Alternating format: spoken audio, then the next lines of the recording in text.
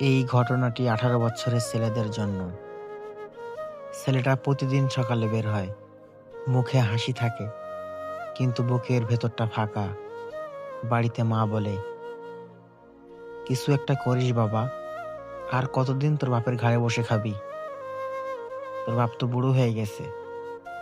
এই পরিবারের চাপটাই 18 বছরের ছেলেটি নিতে পারে না, তবুও নিতে হয়, কারণ মধ্যবিত্ত ঘরের সন্তান আমরা। বাবা চুপ করে থাকে, এই চুপটাই তার চাপ।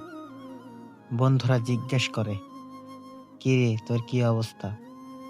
ছেলেটা হেসে বলে, আলহামদুলিল্লাহ ভালো। কিন্তু কেউ জানে না, রাতে তার ঘুম আসে না। হিসেবের খাতায় শুধু দেনা। কোনো দোকানদার তাকে আর 5 টাকা বাকি দেয় না।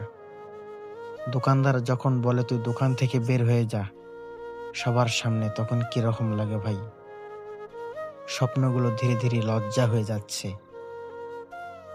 গরিবের আবার কিসের স্বপ্ন, সে কাউকে বলতে পারে না, কারণ পুরুষের কষ্ট নাকি বলা যায় না। সে কাঁদে না, শুধু দীর্ঘ শ্বাস ফেলে। সেও ভাবে, এই বেকারত্ব একদিন আমার দূর হবে। কি এমন করেছিলাম আমি আগামী জন্মে, যার কারণে আমার এত কষ্ট?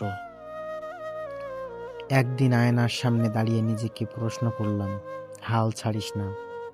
আজ না পারলেও একদিন তুই পারবি। সে জানে কেউ হাত ধরে তুলবে না, নিজেকে বাঁচাতে হবে। এটাই বাস্তব জীবন, চুপচাপ লড়াই করা মানুষের গল্প।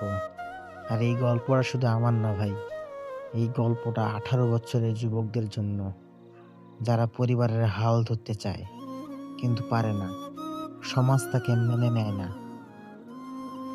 জীবনের সঙ্গে মিলে যাওয়া গল্পটি কেমন লাগলো? ভালো লেগে থাকলে সাবস্ক্রাইব করে দিবেন, আর নেক্সট ভিডিও কি নিয়ে চান কমেন্ট করবেন।